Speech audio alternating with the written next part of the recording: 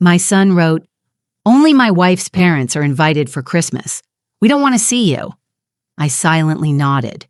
In the morning, they found out that all their accounts were blocked by me. I'm glad you're here with me.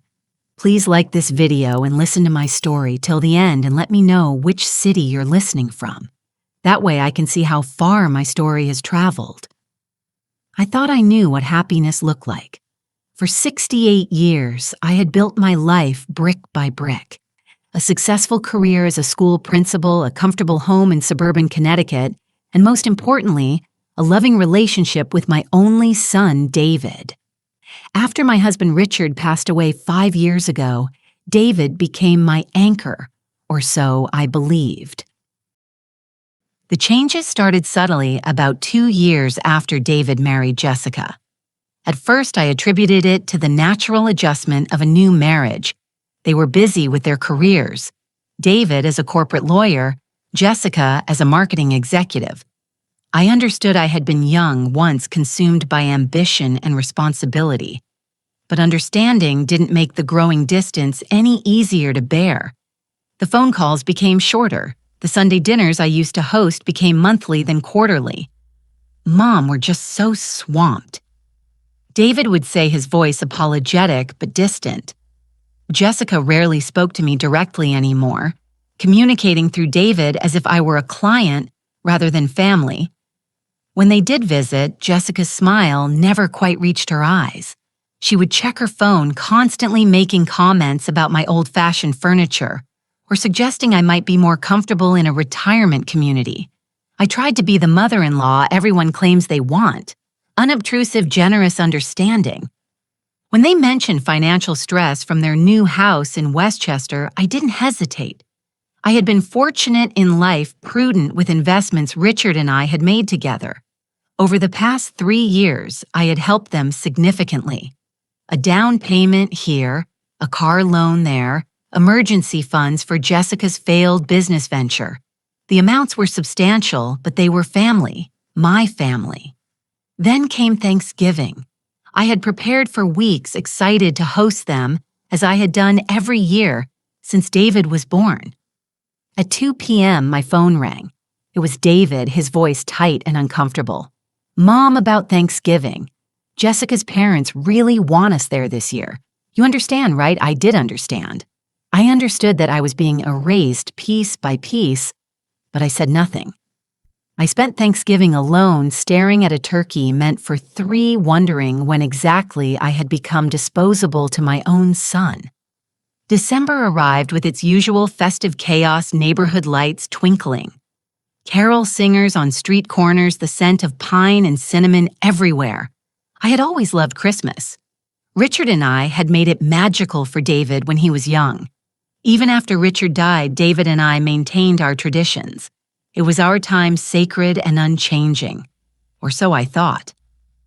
The text message arrived on December 10th at 9:47 p.m.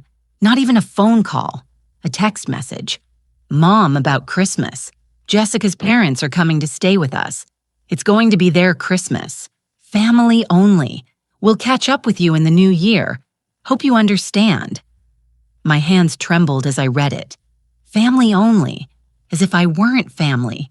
As if I hadn't given birth to him, raised him, sacrificed for him. As if the past 68 years meant nothing. I called him immediately. He answered on the 5th ring, his voice weary. "David, I don't understand. Christmas has always been our time.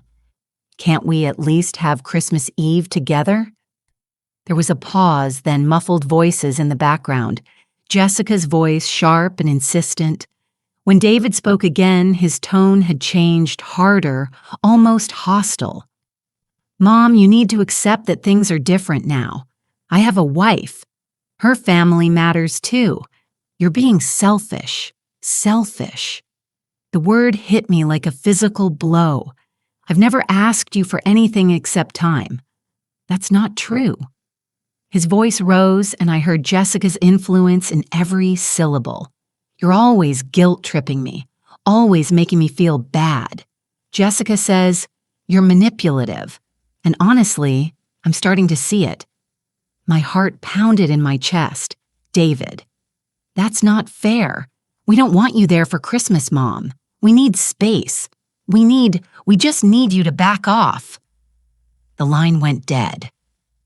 I stood in my kitchen, the phone still pressed to my ear, staring at the Christmas decorations I had already put up, the little ornaments David had made in elementary school, the stocking with his name embroidered in red thread, the framed photo of the three of us, Richard, David, and me, taken 20 years ago when life still made sense. I nodded to myself in the empty room, a silent acknowledgement of a truth I could no longer deny. I had lost my son. But as I sat down at my kitchen table, something else began to crystallize in my mind. A cold, clear realization that would change everything. They had underestimated me. I didn't sleep that night. Instead, I sat at Richard's old desk in the study, the one I had kept exactly as he left it, and pulled out my financial records. If I was going to be treated like a transaction, then perhaps it was time to view this relationship through the same lens. The numbers told a story I had been too blind or too hopeful to see clearly. 3 years ago, $85,000 for the down payment on their Westchester house. David had promised to pay me back within 2 years. He never did. When I gently mentioned it once, Jessica had laughed and said, "Oh, Margaret, you can't put a price on family. Can you, 2 years ago, $35,000 for Jessica's boutique marketing agency that folded within 8 months.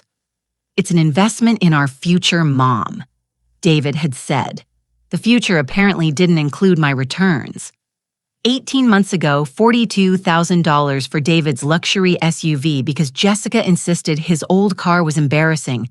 For a lawyer of his caliber, 1 year ago, $28,000 for what David called unexpected expenses, which I later learned through a casual comment from Jessica's sister, meant a vacation to Bali and new furniture. 6 months ago, $15,000 for emergency medical bills that I now suspected were cosmetic procedures for Jessica. The total came to $25,000. $25,000 of my retirement savings given freely because I loved my son and wanted to help him succeed. How naive I had been. How utterly, pathetically naive. But it wasn't just the money, though God knows that was substantial enough.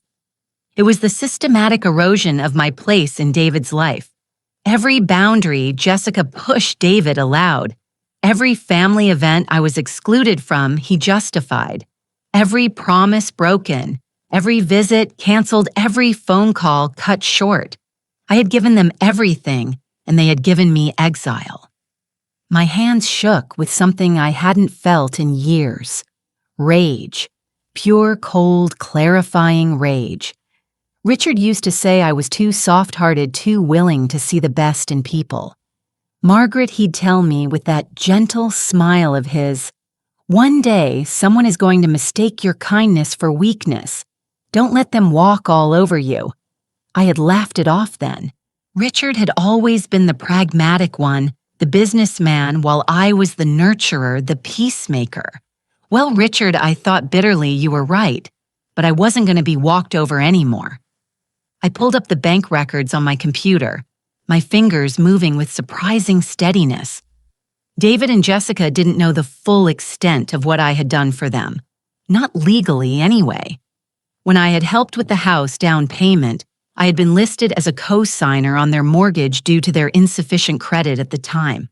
It was meant to be temporary just until they refinanced. They never had the car loan also in my name because David's debt-to-income ratio was too high. The emergency funds I had transferred those had gone into a joint account.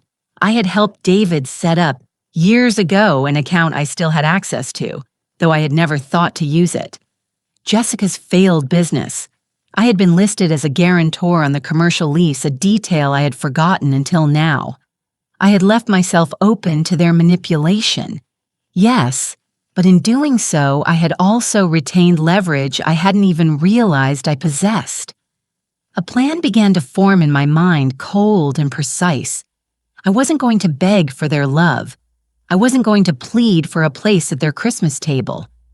I wasn't going to accept being erased from my son's life as if I were nothing more than an inconvenient obligation. No. If they wanted to treat me like a business transaction, then I would respond in kind. I opened a new document on my computer and began to type. My years as a school principal lending structure to my thoughts. I had spent decades managing budgets, navigating conflicts, and dealing with entitled parents who thought rules didn't apply to them. This was no different. This was simply a problem that required a solution. Step 1, document everything. Every loan, every transfer, every promise made and broken. Step 2, understand my legal position. I needed to know exactly what rights I had. Step 3, take action. Decisive, irreversible action. The clock on the wall showed 4:27 a.m. when I finally closed my laptop. The winter dawn was still hours away, but I felt more awake than I had in months. Purpose, I realized, was its own kind of energy. I thought about David's text message again. We don't want you there for Christmas. Fine, but they were going to learn that every choice has consequences, and some consequences couldn't be smoothed over with apologies or excuses. I had been a mother for 38 years, a wife for 43, a school principal for 35. I had navigated bureaucracies, balanced budgets, and stood up to people who underestimated me my entire professional life. Jessica and David were about to discover that I hadn't forgotten how. By the time the sun rose over Connecticut, my first calls were already planned. My attorney's office opened at 9:00 a.m. I intended to be his first appointment. Gerald Hutchkins had been our family attorney for 20 years. He had handled Richard's estate, my will, and various property matters over the years. He was thorough, discreet, and most importantly, he knew my family's history. When I called his office at precisely 9:00 a.m., his secretary put me through immediately. Margaret. Gerald's voice was warm with familiarity. This is a surprise.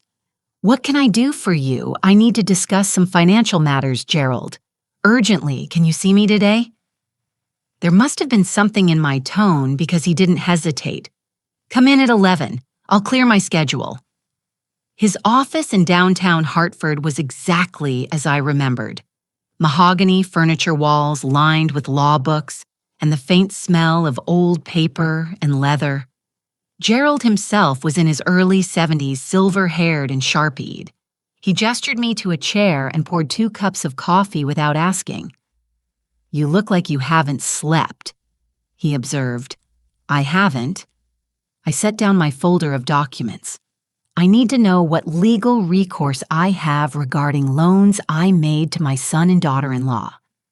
His eyebrows rose slightly, but he said nothing, simply opened the folder and began reading. The silence stretched for nearly 20 minutes as he examined every document, every bank transfer, every piece of correspondence. Finally, he looked up. Margaret, this is substantial. Over $200,000. I'm aware. And you're listed as co-signer on the mortgage primary account holder on the car loan and guarantor on a commercial lease. Did David and Jessica know you retained these positions? I assume they forgot or didn't care. Gerald leaned back in his chair, steepling his fingers. Legally, you have significant leverage here. As co-signer on the mortgage, you have the right to call the loan due if payments aren't made according to terms. As primary on the car loan, the vehicle is technically your property, the commercial lease. He paused. That one's more complicated, but you're not liable for the debt. The business entity is. However, your signature gives you standing. What about the direct transfers? Those are trickier. Gifts have different legal standing than loans. However, he tapped one document. This email from David where he specifically writes, "We'll pay you back as soon as we can." That transforms at least $85,000 from a gift into a documented loan. My heart was beating faster. So I can demand repayment. You can. And if they can't pay, which I suspect they can't, you have options. You could place liens on their property, freeze certain accounts, or he met my eyes, you could call in the debts which might force them into serious financial difficulty. Would that make me legally liable for their hardship? No. You'd be exercising your legitimate rights as a creditor. The question isn't legal, Margaret. It's personal. Are you sure you want to do this? I thought of David's voice on the phone. We don't want you there for Christmas, Mom. I'm sure. Gerald nodded slowly. Then we'll need to send formal demand letters, document everything, and prepare for potential legal action. This will take a few days to set up properly. I'd recommend we send the first notices on Monday, December 13th. That's perfect. As I left Gerald's office, my phone buzzed. A text from David. Mom, sorry about last night. I was stressed, but our decision stands about Christmas. Hope you understand. I didn't respond. That evening, as I was preparing dinner, my phone rang. It was Sarah Chen, an old colleague from my principal days and one of my closest friends. I had texted her earlier asking if we could meet. Margaret, I got your message. Are you all right? You sounded strange. We met at a quiet restaurant in West Hartford. Over wine and pasta, I told her everything. The loans, the exclusion, David's transformation under Jessica's influence. Sarah listened without interruption, her expression growing darker. When I finished, she reached across the table and squeezed my hand. You're doing the right thing.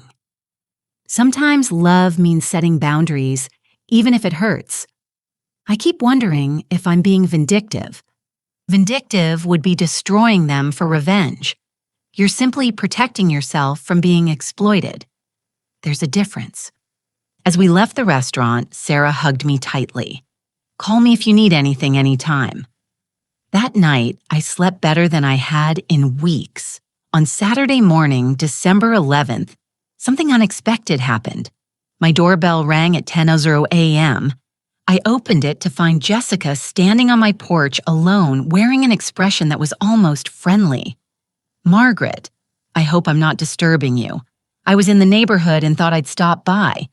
Jessica had never visited me alone. Never. Every instinct I had screamed warning.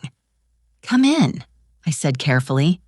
She settled on my living room couch with practiced elegance, accepting my offer of tea, with a smile that didn't quite reach her eyes. We made small talk about the weather, about Christmas shopping, about nothing of consequence.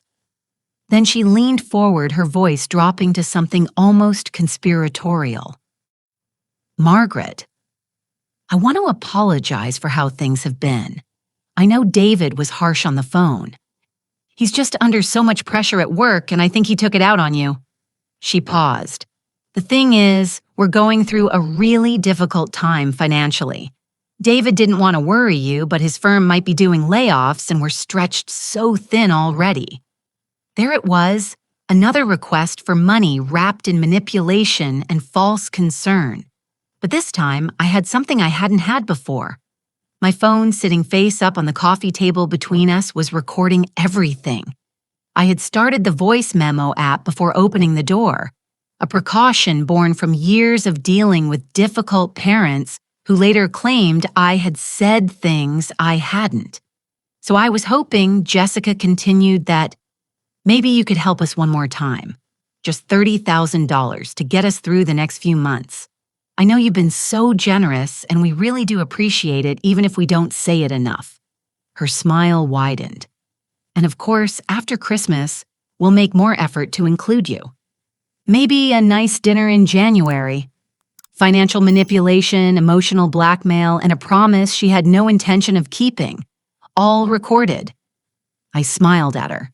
A smile I had perfected over 35 years of dealing with people who underestimated me. Jessica. That's such a thoughtful visit. Let me think about it. She left 20 minutes later, clearly satisfied that she had secured her next withdrawal from the Bank of Margaret. She had no idea what was coming. On Monday morning, Gerald's office would send the demand letters, and the game would truly begin. Monday morning, December 13th, began like any other winter day in Connecticut.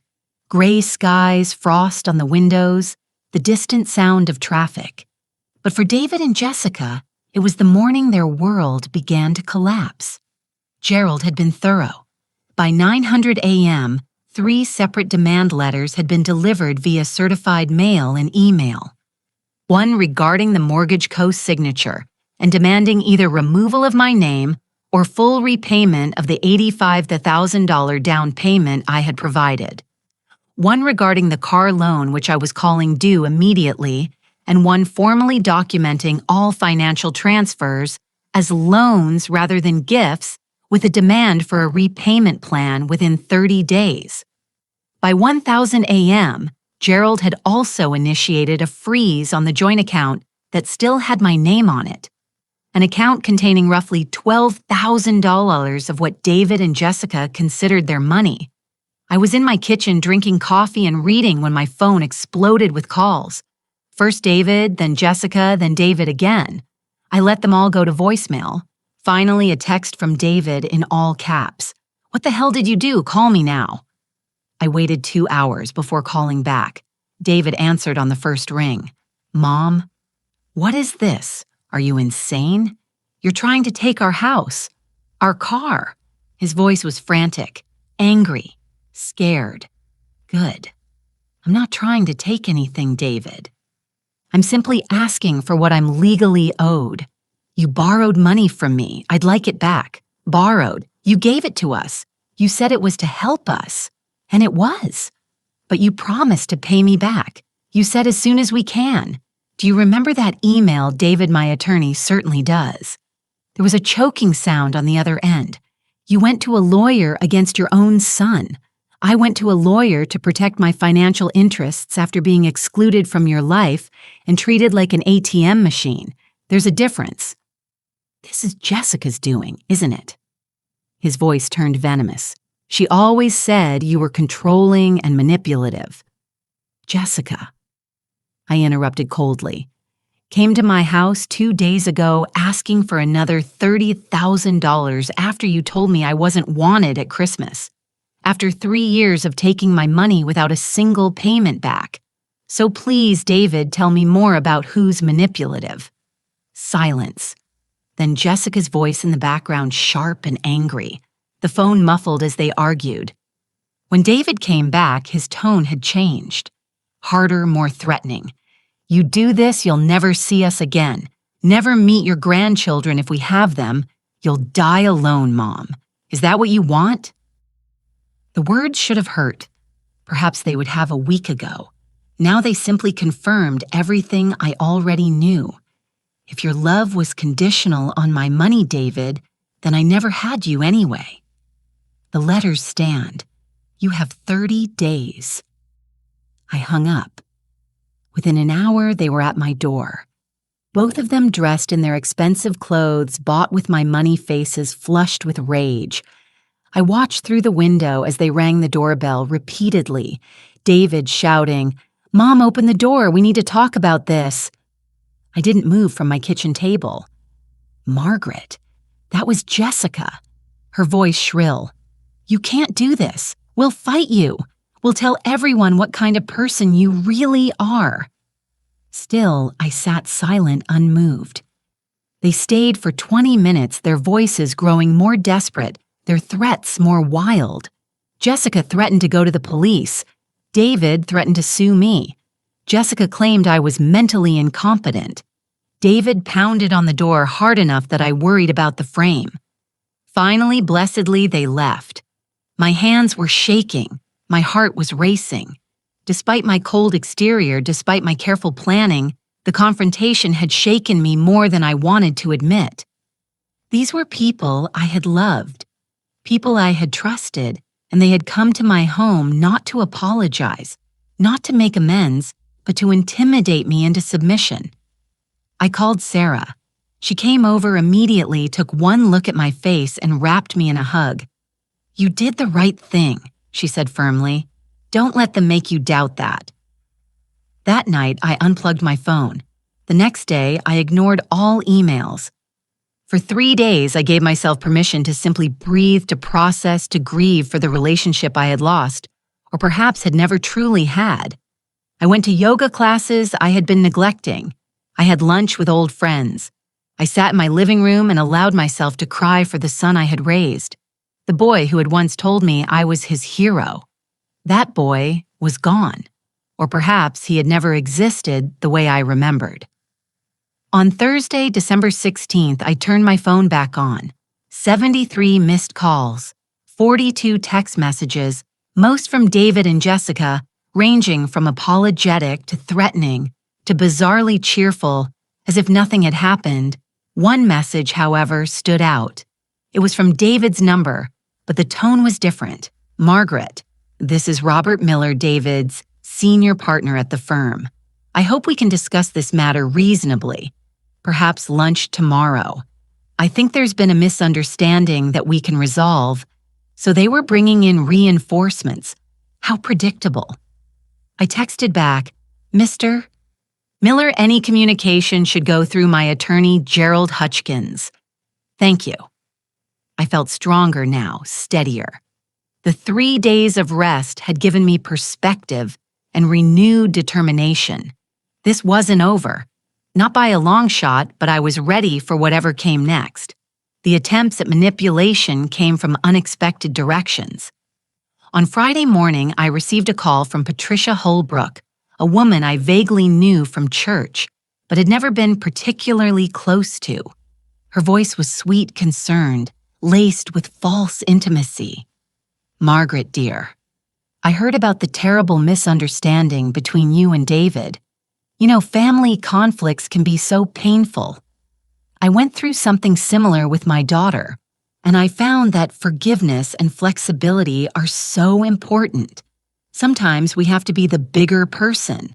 Let things go for the sake of peace. I recognized Jessica's fingerprints all over this. Patricia's daughter worked in marketing, almost certainly knew Jessica professionally.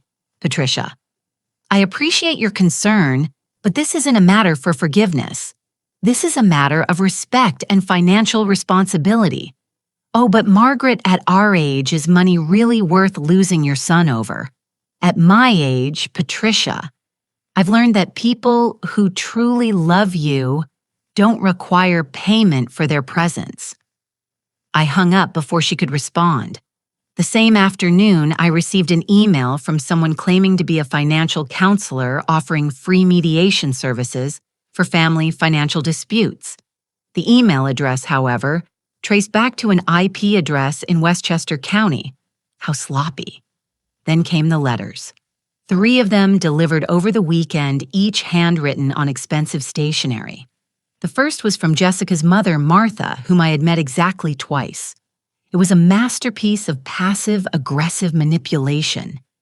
Dear Margaret, Jessica has told me about your recent actions, and I must say I'm shocked. Family is everything, and money is just money. Surely you don't want to drive your only son away over something so trivial. When you're older and alone, you'll regret this. The second was from David himself, and it nearly broke my resolve. Mom, I'm sorry for how I spoke to you. You raised me better than that. I've been under incredible stress, and Jessica and I have been struggling in ways I haven't told you about. Can we please meet and talk? Just the 2 of us like old times. I miss you.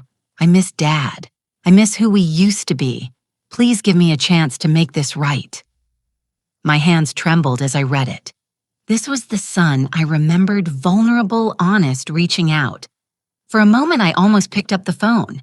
Then I noticed the postscript at the bottom. P.S. If you could pause the legal action for just a few weeks while we figure things out, I promise we'll work something out that's fair for everyone. And there, it was the real agenda. The emotional manipulation designed to make me lower my guard while they figured out how to escape the consequences of their choices. I set the letter aside and didn't respond. The third letter was the most interesting. It was from Jessica, and it didn't even pretend to be apologetic. Margaret, I don't know what game you think you're playing, but you will lose. David is successful, connected, and well-respected. You're a retired school principal living alone. Who do you think people will believe? Who do you think will have sympathy? The struggling young couple or the bitter old woman trying to control her son with money? Stop this now before you embarrass yourself further. I actually laughed when I read it. Jessica had finally dropped the mask entirely. This was who she really was. Calculating, cruel, confident in her ability to manipulate any situation. She had no idea how badly she had miscalculated. That evening, I met Sarah for dinner at a small Italian restaurant we both loved. I brought the letters with me, and she read them, all her expression darkening. "This is textbook emotional abuse," Sarah said flatly. She had been a school counselor before retiring and recognized manipulation when she saw it. David's letter, especially the love bombing, followed immediately by a demand. "It's designed to destabilize you. I know, and it almost worked. Almost only counts in horseshoes." Sarah raised her wine glass. "You're doing the right thing, Margaret. Don't let them gaslight you into thinking otherwise." Over the next few days, I found support in unexpected places. My book club, when they heard a vague outline of what was happening, rallied around me with fierce loyalty. My neighbor Tom, a retired judge, offered legal advice over coffee. My former teaching colleagues sent messages of encouragement. One message particularly touched me. It was from Marcus, a former student I had mentored who was now a successful software engineer. "Mrs. Patterson, I heard you're going through a tough time. I just wanted to say thank you for never letting me make excuses, for holding me accountable even when it was hard, and for teaching me that self-respect isn't selfish. You changed my life. Stand your ground." I cried reading that. Real tears, not of sadness, but of validation. I had spent my life teaching people to be strong, to stand up for themselves, to not be victims. Now it was time to live those lessons myself. On Tuesday, December 21st, 4 days before Christmas, I received a voicemail from David. His voice was cold, controlled, nothing like his previous emotional appeals. "Mom, you've made your position clear." "Fine. We've made ours clear too. Don't expect to hear from us again. Enjoy your principles. I hope they keep you warm." I saved the voicemail. Not because it hurt, though it did, but because it was evidence of their true character when manipulation failed. That night, I decorated my Christmas tree. Not the sad, half-hearted decoration of someone resigned to loneliness, but a full, joyful expression of celebration. I put on Bing Crosby Christmas carols. I made myself hot chocolate. I allowed myself to feel peace. For the first time in years, I wasn't waiting for someone else's approval to be happy. I was simply living. Christmas Eve arrived cold and clear. I had made peace with spending it alone, or rather, I had chosen to spend it alone. Sarah had invited me to her family gathering, but I declined. This Christmas, I needed to prove to myself that I could be whole without needing anyone's validation. I was preparing dinner, a modest but lovely meal for one, when the doorbell rang at 6 p.m. Through the window, I saw David and Jessica on my porch. They were dressed nicely, not casually. David held a wrapped gift. Jessica's face was carefully neutral, almost pleasant. They had clearly strategized this visit. Every instinct told me not to open the door, but some small part of me, the part that still remembered David as a child that still held hope, made me unlock it. "Mom." David's voice was gentle, almost his old self. "Can we come in, please? Just to talk, no fighting." "It's Christmas Eve." I stepped aside and let them enter. They settled in my living room, Jessica perching on the edge of the sofa with practiced grace, David in the armchair where Richard used to sit. The wrapped gift, medium-sized, professionally wrapped, sat on the coffee table between us like a peace offering. "We wanted to apologize," David began. And for a moment, I almost believed him. Things got out of hand. We said things we didn't mean. and on Christmas Eve, it just felt wrong to let this continue. We've been thinking, Jessica added, her smile carefully calibrated, that maybe we can work something out, some kind of payment plan for the money you lent us, something reasonable that doesn't involve lawyers and threats. I said nothing, simply watch them. David leaned forward. The thing is, Mom, these legal demands, they're destroying us. Jessica's been having panic attacks. I can't concentrate at work. We might lose the house. Is that really what you want, to see your son homeless? The emotional manipulation was skillful, I had to admit. The tremor in David's voice, the way Jessica's eyes glistened with what might have been tears, the careful invocation of my maternal instincts. What exactly are you proposing? I asked quietly. Jessica's smile brightened. We pay you back $1,000 a month. It'll take a while, but we'll be consistent. And in exchange, you drop all the legal action, unfreeze the account, and we all just move forward, start fresh. I did the math in my head. At $1,000 a month, it would take over 17 years to repay $200,000. And that wasn't even counting interest. They'd be in their 50s. I'd likely be dead. And what about Christmas? I asked. What about being part of your lives? David and Jessica exchanged a glance. There was something in that look, a silent communication, a shared understanding that told me everything I needed to know. We can work on that, David said carefully, but we need you to understand that our relationship needs boundaries, healthy boundaries. You can't use money to control us, and we need our space as a couple. Healthy boundaries, I repeated softly, like excluding me from holidays, like taking my money for years and then treating me like I'm the problem. Jessica's expression flickered. Just for a second, the mask slipped, and I saw the contempt underneath. She caught herself quickly, but it was too late. Margaret, we're trying to be reasonable. No. I interrupted, my voice hardening. You're trying to manipulate me again. This entire visit is a performance. The gift, the apologies, the tears. It's all calculated to make me drop my legal action so you can go back to taking my money without consequences. David's face flushed. That's not true. Then answer me this. If I drop the legal action right now, will I be invited to Christmas dinner tomorrow? Silence.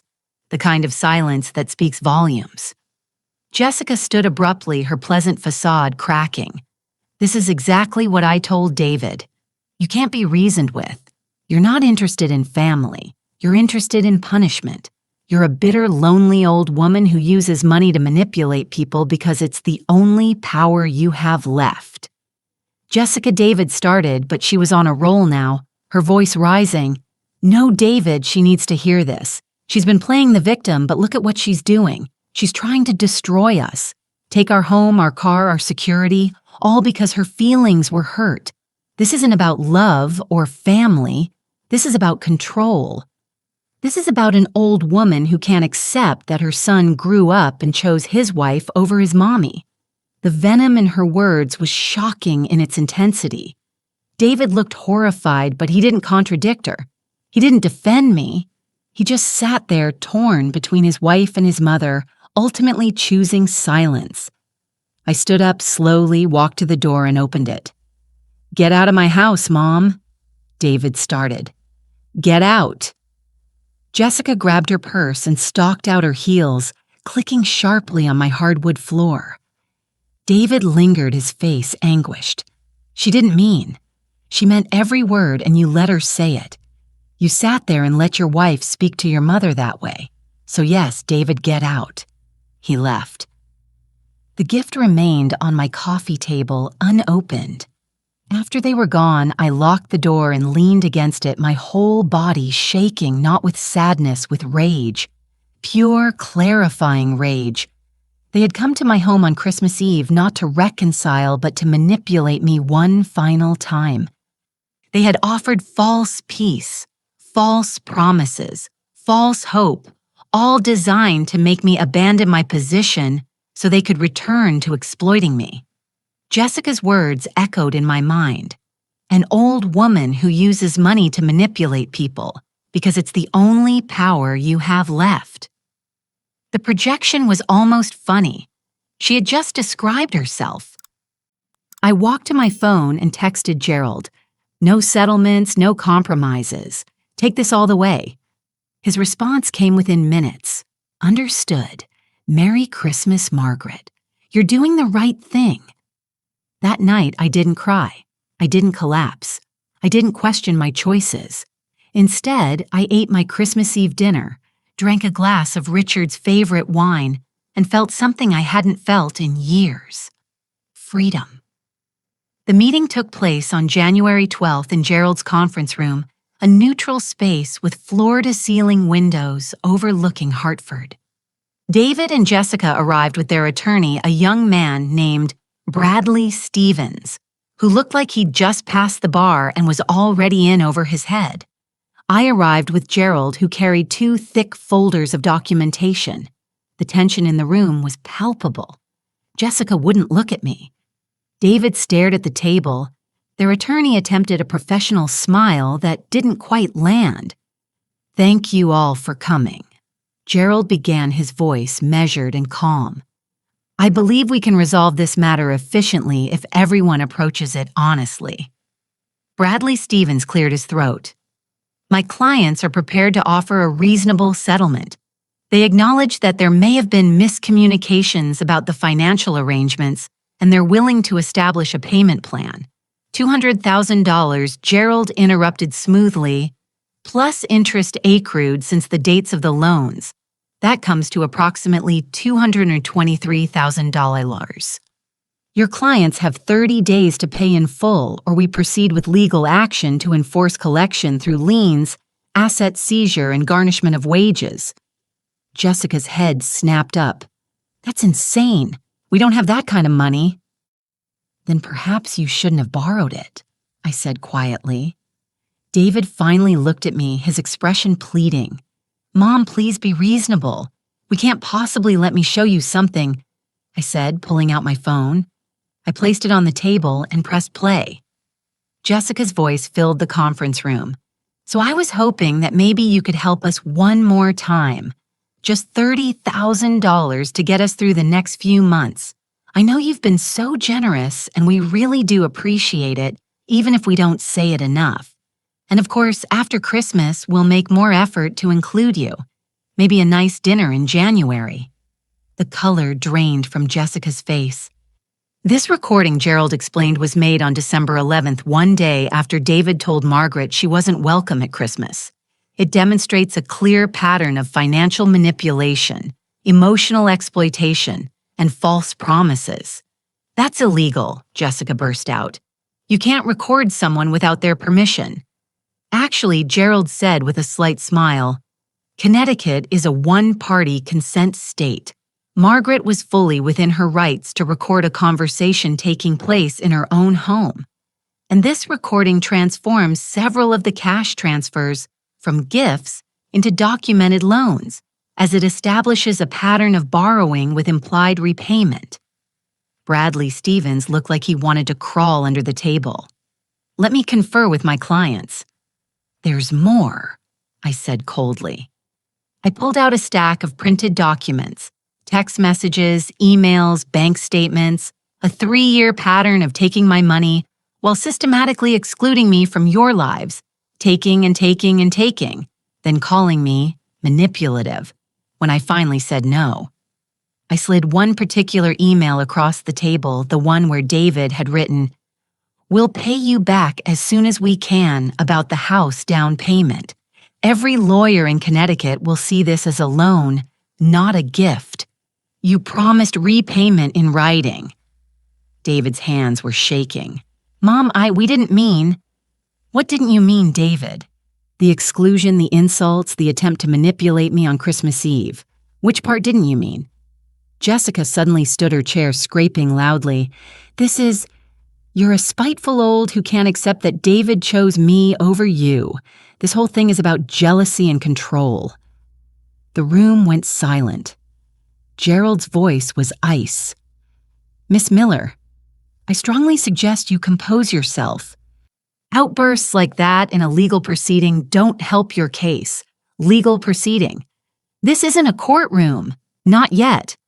Gerald agreed. But it will be if we can't reach an agreement today. Bradley Stevens finally found his voice. What exactly are you proposing? Gerald opened one of his folders. Full repayment of $223,000 within 30 days.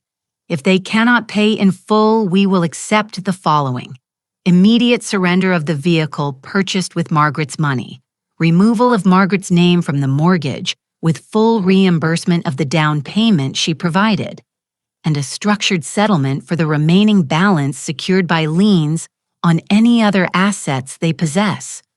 That will destroy our credit, David exclaimed. Then you should have paid your debts, I said simply. Jessica was shaking with rage now, her carefully maintained composure completely shattered. You know what? Fine. Take the car. Take whatever you want, but you'll never see us again. Never. When we have children, they won't even know you exist. You'll die alone and we won't even come to your funeral. I met her eyes steadily. Jessica, I stopped caring about your presence in my life the moment I realized it was conditional on my money. You and David aren't the prizes you think you are. David stood abruptly. Mom, how can I, what David protect myself from being exploited, stand up for myself when I'm treated like garbage, refuse to be your ATM machine? Which of these things should I not do? He had no answer. He simply stood there, the full weight of his choices finally crashing down on him. Gerald closed his folder. We'll need your decision within 48 hours. Full payment asset surrender or we file suit. Those are your options. Bradley Stevens nodded weakly. We'll need to discuss with our clients. As they filed out, Jessica turned at the door, her face twisted with hatred. I hope you're happy, Margaret. You won. You destroyed your own son's life. I hope it was worth it. I didn't respond. The door closed behind them. Gerald turned to me. That went better than I expected. Better. They have no defense. The documentation is ironclad. They'll have to settle. I looked out the window at the gray January sky. Somewhere out there, David and Jessica were realizing that consequences were real, that manipulation had limits, that mothers weren't infinite wells of forgiveness and money. Good, I said quietly. For the first time in months, I felt truly, genuinely good. They didn't wait 48 hours. By the next morning, Bradley Stevens had called Gerald with their surrender. They couldn't pay in full, no surprise there. Their actual liquid assets amounted to less than $15,000. The rest of their wealth was tied up in the house they couldn't afford, the furniture they'd financed, and the lifestyle they'd built on credit and my money. The settlement was brutal but fair. The car, a luxury SUV worth $42,000, was surrendered immediately. Gerald arranged for it to be sold with proceeds going directly to me. David and Jessica refinanced the house, removing my name from the mortgage. To do so, they had to take a cash-out refinance at a terrible interest rate because of their debt-to-income ratio. But they managed to scrape together $85,000 to repay the down payment I'd provided. The remaining balance, approximately $96,000, was structured as a formal loan with market rate interest secured by liens on their property and future earnings. Payments were set at $2,500 per month for the next 4 years. If they missed a single payment, the entire balance became due immediately, and I could pursue collection through wage garnishment or property seizure. Gerald was masterful in the negotiations. Every clause was airtight. Every protection was in place. There were no loopholes, no escape hatches. By January 30th, the settlement was finalized. The first payment of $2,500 was due February 15th. On February 1st, the car sale cleared, depositing $39,500 into my account. The refinancing went through on February 10th, and $85,000 landed in my savings account. I had recovered $124,500 of my $25,000 in less than 2 months. The rest would come slowly, but it would come. Every single penny. The impact on David and Jessica was immediate and devastating. Through mutual acquaintances, not because I asked, but because people talked, I learned that Jessica had to take a second job. David was working 60-hour weeks not because of ambition, but because they desperately needed the overtime. The Westchester house that had been their pride and joy became their prison. Too expensive to maintain, impossible to sell without taking a massive loss that would still leave them owing me money. Their social life evaporated. No more expensive dinners, no more weekend trips, no more designer clothes. They were trapped on a treadmill of debt and consequences. Sarah Chen reported seeing Jessica at a discount grocery store looking exhausted and haggarded, her designer bags replaced with reusable shopping totes, her expression one of barely suppressed rage. She saw me, Sarah told me over coffee, and you should have seen her face. Pure hatred. She actually said, "I hope you're proud of what your friend did to us," as if you'd done something to them rather than simply stopped letting them do things to you. I felt no guilt, no regret, only a quiet satisfaction that natural consequences had finally caught up with people who thought they were above them. In March, I received a letter from David. Not an email, not a text. A handwritten letter, his handwriting shakier than I remembered. "Mom, I don't expect forgiveness. I'm writing this because my therapist suggested it might help me process what happened, not because I think you'll care. You were right about everything. Jessica and I took advantage of you." We justified it by telling ourselves, "You were wealthy, you were retired, you wouldn't miss the money." We convinced ourselves we deserved your help because we were family. The truth is, we became entitled. We stopped seeing you as a person and started seeing you as a resource. And when you stopped being useful, we discarded you. Jessica and I are in Q's therapy now. We're probably going to separate. It turns out when the money runs out and life gets hard, we don't actually like each other very much. Who knew? I don't know if I can ever repair what I broke. Not just with you, but with myself. I look in the mirror and don't recognize the person I became. I don't expect you to respond to this. I just wanted you to know that you taught me the most important lesson of my life, even if it took losing you to learn it. Respect isn't optional. Love isn't transactional, and consequences are real. I'm sorry for everything, David. I read the letter twice. Then I folded it carefully and placed it in a drawer. I didn't respond. Some lessons need to be learned in silence. On April 15th, the first monthly payment arrived on time. On May 15th, the second payment arrived. Then June, July, August. Each payment was a reminder that I had stood my ground. Each payment was validation that I deserved respect. Each payment was proof that I was nobody's victim. By the time autumn arrived, I had recovered $139,500 of my original $25,000. The money was important, yes, but it was never really about the money. It was about dignity. It was about self-respect. It was about teaching the world and myself that Margaret Patterson was not someone to be trifled with. I had spent 68 years being kind, generous, and understanding. I had been the principal who believed in second chances, the mother who believed in unconditional love, the woman who believed that family meant everything. I had learned finally that all of those things were true, but they had limits. And when those limits were crossed, I was fully capable of defending them. In September, I heard through mutual connections that David and Jessica had officially separated. She had moved back in with her parents. He was living in the house alone, working constantly, barely maintaining the payments. I felt nothing. Not satisfaction, not sadness, not vindication, just nothing. They were no longer my concern.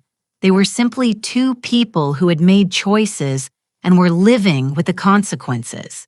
As I should have insisted from the beginning, I discovered something remarkable in the months following the settlement. I was happier alone than I had been while waiting for crumbs of affection from people who didn't value me.